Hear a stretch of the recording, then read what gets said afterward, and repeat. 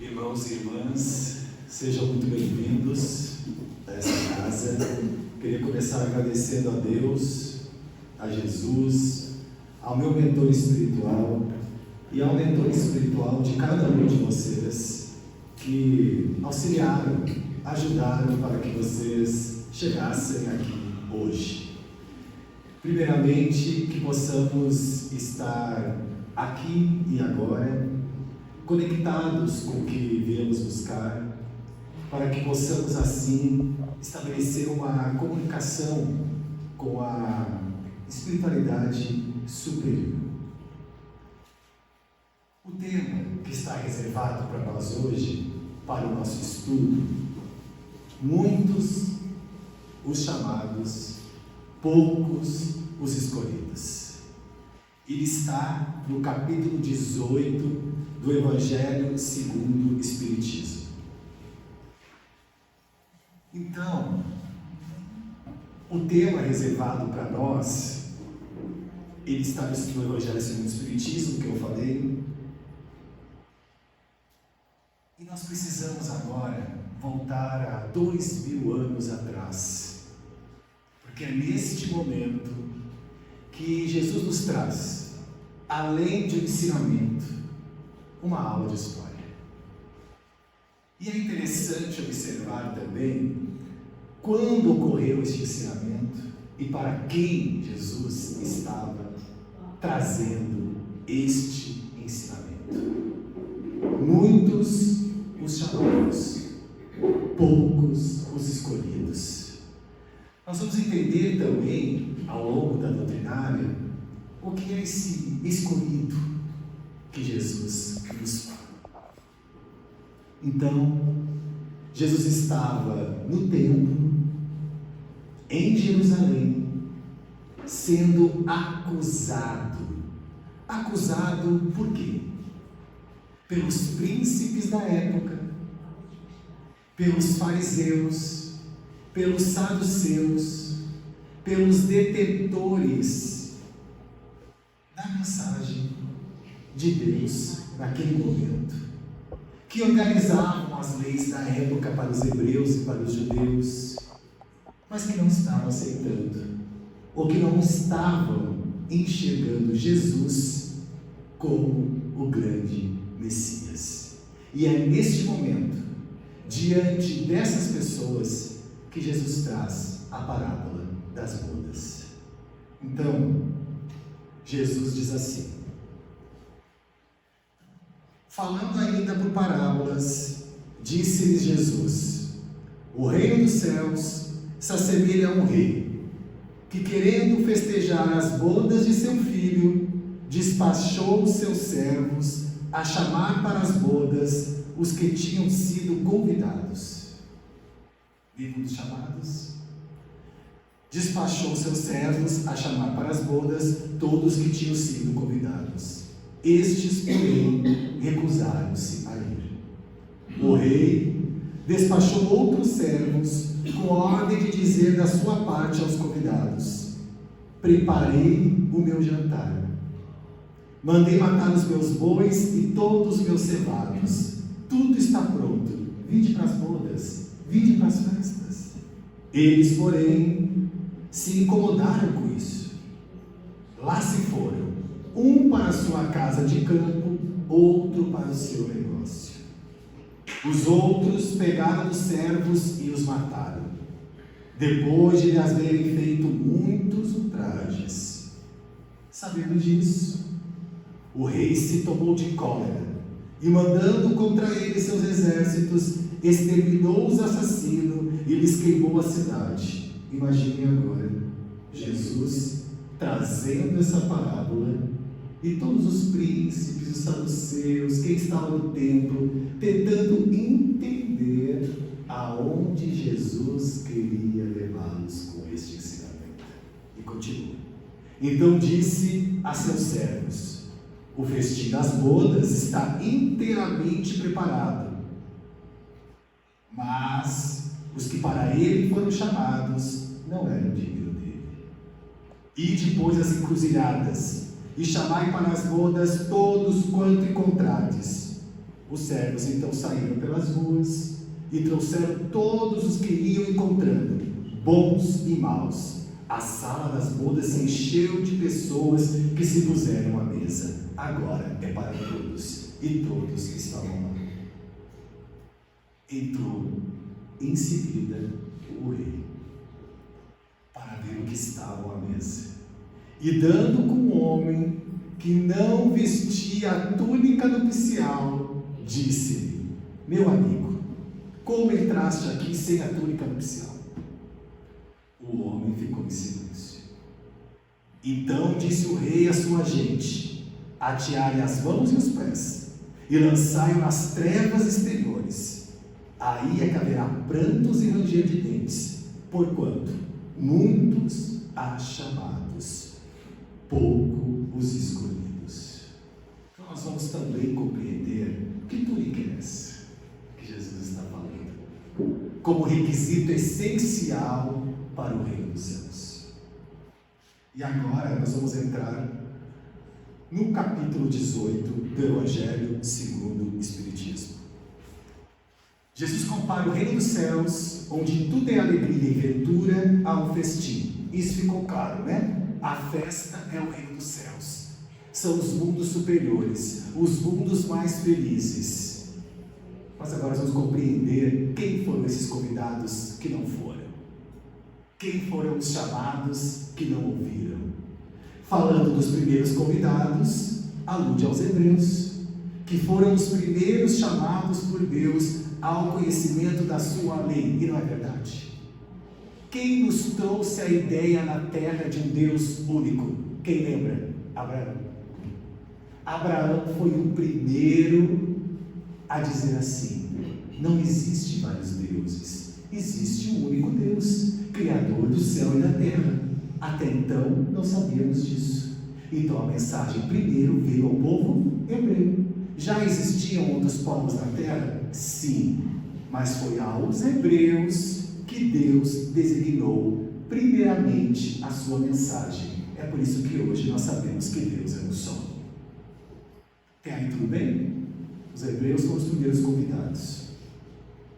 Os enviados do rei, aí mais enviados, são os profetas que os vinham exortar a seguir a trilha da verdadeira felicidade. Suas palavras, porém, quase não eram escutadas. Suas advertências eram desprezadas. Muitos foram massacrados como servos da parábola. E isso não aconteceu. É o que Jesus está dizendo. E agora uma pausa para voltarmos na história e entender como nós recebemos os profetas. Então vamos lá. Vamos para os profetas. Quem lembra de Isaías? Quem lembra do profeta Isaías? Repreendia o rei de Judá, 740 anos antes de Cristo. O que Isaías nos dizia? Vai chegar o Messias. Reforçava a ideia da ligação com a espiritualidade. Deus falava com Isaías. O que aconteceu com Isaías? Foi cortado por uma serra por ter comparado Jerusalém a Sodoma e Gomorra. Já temos o profeta aqui exterminado pelo próprio povo. E qual é a mensagem que ele trazia? De Deus. Mas tem mais. Nós tínhamos também Jeremias, 626 anos antes de Cristo. O que dizia Jeremias? Sobre a vinda de Jesus, que ele descenderia da casa de Davi e que executaria um plano de juízo e de justiça para a paz no mundo. Morreu por apedrejamento pelos seus próprios conterrâneos. Então entende aqui que a parábola de Jesus, à primeira vista, parece muito fora. Se nós estudarmos a história, está completamente dentro. Então, o próprio povo hebreu, que foi designado para trazer a mensagem de Deus como povo primeiro, está matando os próprios hebreus ao receber essa mensagem. É o que Jesus está nos dizendo aqui. Por que será? Por quê? Porque a mensagem fala em renovação. A mensagem fala sobre o reino dos céus. A mensagem fala sobre reforma íntima. Eu não quero ouvir, e além de não querer ouvir, quero exterminar quem está levando a mensagem. Era assim que funcionava. E nós temos mais. Ezequiel, 600 anos antes de Cristo, falava do Deus único, que Deus estava com o povo. E Ezequiel, quando recebia a mensagem de Deus, tem uma parte que diz assim, que Deus falava com ele o seguinte: profetiza a ossos secos. Ou seja, profetize a esses que estão mortos há muito tempo. O que aconteceu com Ezequiel? Morreu pelas mãos de um chefe do povo, do seu próprio povo. Então é isso que Jesus está nos dizendo. A mensagem vem, não é ouvida, e ainda estão massacrando quem traz a mensagem. Os convidados que se recusam, pretextando terem de cuidar dos seus campos e de seus negócios, simbolizam as pessoas mundanas, absorvidas pelas coisas terrenas, se conservam indiferentes às coisas celestes. Um vai para a casa do campo, outro vai para outro lugar, outro vai... A mensagem não quer ouvir. É a fuga da mensagem, é a fuga do Evangelho, é a fuga do que nós temos que fazer quando encarnados. Então nós encontramos outras formas de fugir dessa mensagem. É o que Jesus está dizendo aqui para nós. Mas vamos seguir. Os hebreus foram os primeiros a praticar publicamente o monoteísmo. É a eles que Deus transmite a sua lei, primeiramente por via de Moisés, depois por intermédio de Jesus. E aí nós temos Moisés. E tudo que Moisés passou para libertar o povo hebreu da escravidão. Lembra o que ocorreu com o povo hebreu, que já estava liberto de Moisés, quando Moisés se distanciou deles para ir buscar os mandamentos de Deus? O que aconteceu quando ele voltou com os mandamentos? Estavam construindo um ídolo de ouro para ficar adorando, porque acreditavam que Moisés não ia voltar. E agora? A fuga novamente da mensagem. Mas ali estava estabelecida a mensagem de Deus. Nós continuamos a recebendo. Continuamos. Entretanto, abandonado de toda a idolatria, os judeus desprezaram a lei moral para se aferrarem ao mais fácil, a prática do culto exterior. O mal chegara ao cúmulo. A nação, além de escravizada, era esfacelada pelas facções e divididas pelas seitas. A incredulidade atingira mesmo o santuário. De novo, a fuga do exterior. Este era o momento em que Jesus esteve na terra. O culto ao que é mais fácil. As seitas estavam inúmeras, mesmo dentro do povo detentor da mensagem. Era isso que estava ocorrendo naquela época. Foi então que apareceu Jesus, enviado para os chamar à observância da lei e para lhe rasgar os horizontes novos da vida futura. Dos primeiros a serem convidados para o grande banquete da fé universal, deles repeliram a palavra dos Messias celeste e o imolaram, perdendo assim o fruto que teriam colhido da iniciativa que lhe couber. Então, imagine, os primeiros a receber as mensagens, os primeiros a ouvir Isaías, de que o Messias ia chegar, de que o Messias estava lá, e o Messias estava na frente deles, e eles não o aceitaram. E nós por aí já sabemos o que ocorreu com o Messias. E por quê? é uma boa reflexão. O porquê não aceitaram? O que o Evangelho nos diz? O culto exterior estava de forma exacerbada.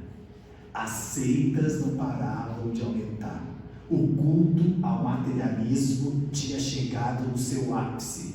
Como é que eles iam estar com os olhos abertos para ver o amor por si ali, personalizado em Jesus ao lado deles? E abrir mão de tantas coisas que eles já haviam apegado para si. Foi isso que ocorreu. Eram cegos conduzindo cegos. Fora injusto acusar-se o povo inteiro de tal estado de coisas.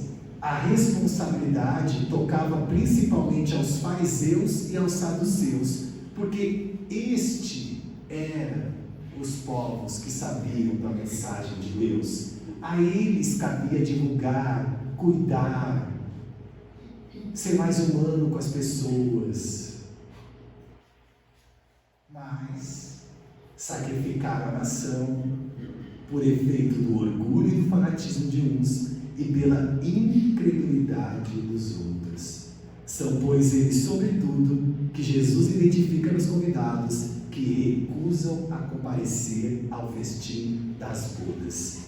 Então, mais uma pausa aqui para nós entendermos como é esse comportamento dos fariseus e dos saduceus.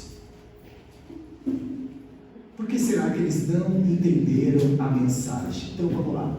Os fariseus só comiam depois de lavar as mãos, assim se sentiam puros. Ou seja, cadê a responsabilidade da reforma íntima, de mudar a si próprio? Se só lavar as mãos, eu já estou puro. Culto exterior, que Jesus fala para nós. E aí, olha como você vai diminuindo uma sociedade, uma humanidade. Ou seja, se eu não tenho água na minha casa, eu não posso ser puro. É o que os fariseus diziam aqui.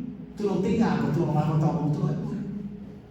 Olha onde nós vamos levando com cada pensamento que nós vamos estabelecendo e criando. Tinha muitas regras, não deixavam fluir. Os fariseus criticavam, julgavam, condenavam sem nenhum senso de humanidade. Só tinham ligações com homens espirituais, ou seja, só com os deles. Os demais eram tratados com muita crueldade. Não se misturavam com pessoas ditas pecadoras. Adoravam ser bajulados, tudo para se sobressaírem na sociedade. Esses eram os fariseus, detentores do templo em Jerusalém. Qualquer semelhança com a autoridade não é mera coincidência. E os saduceus defendiam a sua classe, a aristocracia. Os saduceus eram ricos, logo defendiam ricos, criavam lei para os ricos, que favoreciam somente a eles. Era neste momento que Jesus esteve na terra. Os saduceus também eram próximos ao Império Romano. Então se estabelecia ali uma conexão entre eles, que era para deixar o povo como está, e tudo para eles. Então Jesus está nos trazendo todos esses acontecimentos na parábola da bodas de festim. Depois Jesus acrescenta: vendo isso, o Senhor mandou convidar a todos os que fossem encontrados nas encruzilhadas, bons e maus. Queria dizer desse modo que a palavra seria pregada a todos os povos, pagãos e idólatras. E estes, acolhendo-a, seriam admitidos ao festim em lugar dos primeiros convidados. Então é o seguinte: com a vinda de Jesus, a mensagem é para todos os povos. Os hebreus foram os primeiros, mas agora Jesus está dizendo: é para todos. É uma mensagem universal. E toda a trajetória de Jesus na terra, inclusive após a sua crucificação, deixa claro esta mensagem. Agora é para todos. Todos estão sendo chamados. Chamados para a reforma íntima, chamados para o Evangelho, chamado para o amor, chamado para a caridade. E é quando, neste momento, ele deixa ainda mais clara esta mensagem. Porque após a sua crucificação, ele vai até quem? Ele vai até um cidadão romano, que fazia parte da justiça romana, que perseguia, que matava os cristãos.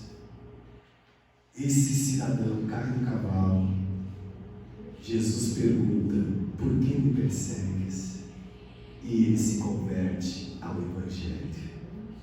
Jesus estabelece mais uma vez: a mensagem é para todos. E é através de Paulo que nós temos quase todo o Evangelho, o Novo Testamento escrito. Porque Paulo, ele era intelectualmente mais desenvolvido na época que Jesus esteve, já escrevia, já tinha os colaboradores para ajudar a escrever, e ele vai divulgando o Evangelho de Jesus. E ele vai estabelecer muitas mudanças entre os hebreus, porque imagina, a mensagem veio para os hebreus, Paulo não era hebreu, mas estava ali convertido a Jesus. E agora? E agora Paulo traz as revelações. De perseguidor do Evangelho, ele passa a ser um divulgador e começa a trazer novas revelações. Para estar com Jesus, não precisa ser circuncisado, não precisa ser hebreu, precisa sim ter pureza de coração, aceitar Jesus no coração.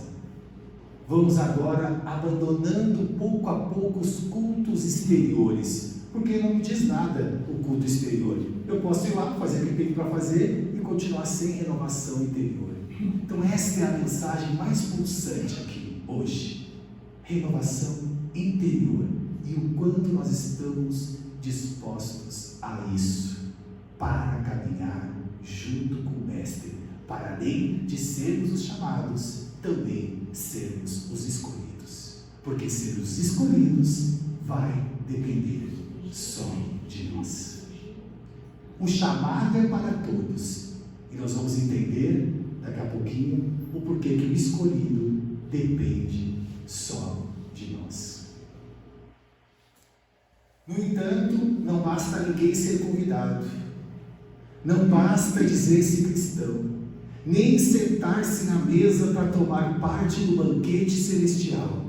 É preciso, antes de tudo, e sob condição expressa, estar revestido da túnica nupcial, isto é, ter puro o coração e cumprir a lei segundo o Espírito.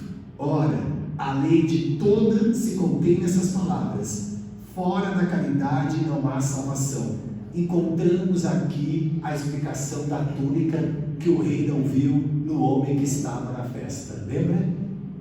A túnica aqui que Jesus quer dizer é a pureza de coração. Sem pureza de coração não entraremos no reino dos céus. Sem cumprir a lei. Qual é a lei? A lei da caridade. Mas a caridade, mergulhar na caridade. A caridade sem esperar nada em troca. A caridade fazendo porque é o melhor a fazer. Porque sem caridade, com amor, não é caridade. Então aí está as condições necessárias para os mundos felizes, para os planos superiores.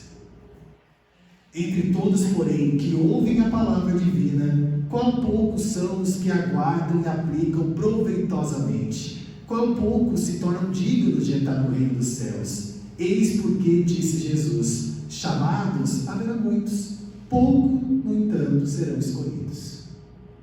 Porque o escolhido aqui não é de ser escolhido, não tem preferência, escolho, não é isso.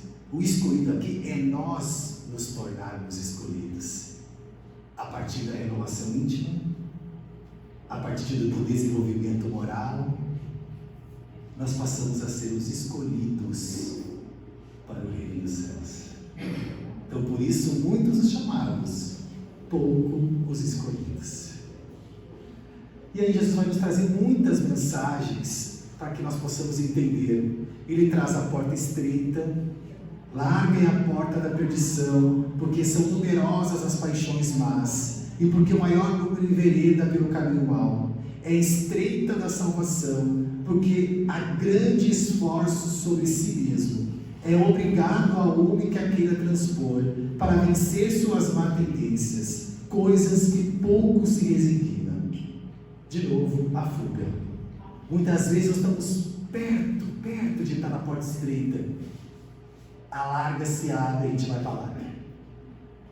Então nós fugimos de nós mesmos, automaticamente fugimos do ensino, do autoconhecimento, automaticamente fugimos da mensagem de Jesus e vamos reencarnações após reencarnações entrando em portas largas.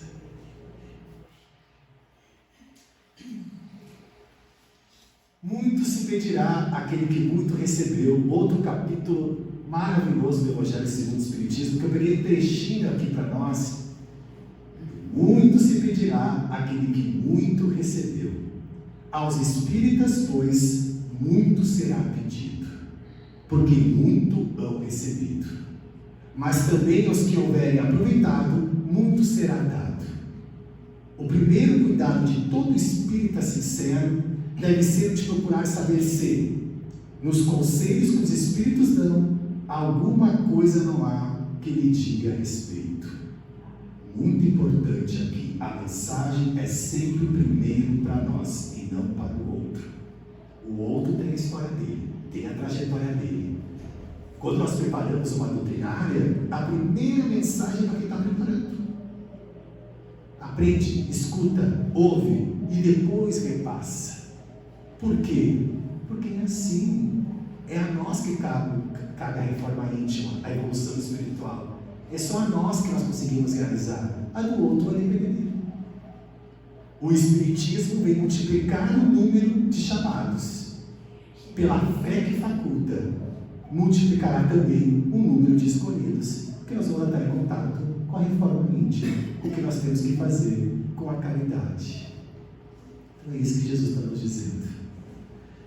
E para completar o nosso ensino de hoje, que chegou no nosso horário, nós vamos trazer uma mensagem do Emmanuel que vai nos ajudar mais um pouquinho sobre o entendimento de muitos os chamados, pouco os escolhidos. Então, antes de finalizar, que possamos entender que esse escolhido não é de preferência por A, B, C, D. O escolhido vai depender só de nós, através da pureza de coração, através da caridade, através da fraternidade, através da renovação, para que possamos sim entrar no reino dos céus e nos mundos mais felizes. E o texto final, chamada e escolha, está no livro O Espírito da Verdade, no capítulo 98, Chico Xavier e Emmanuel.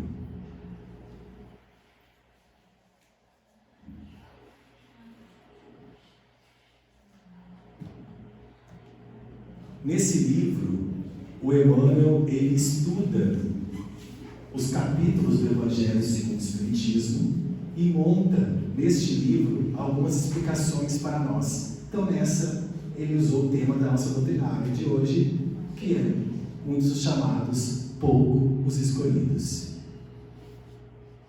Sem flor não há semente, mas se a flor prepara, só a semente permanece.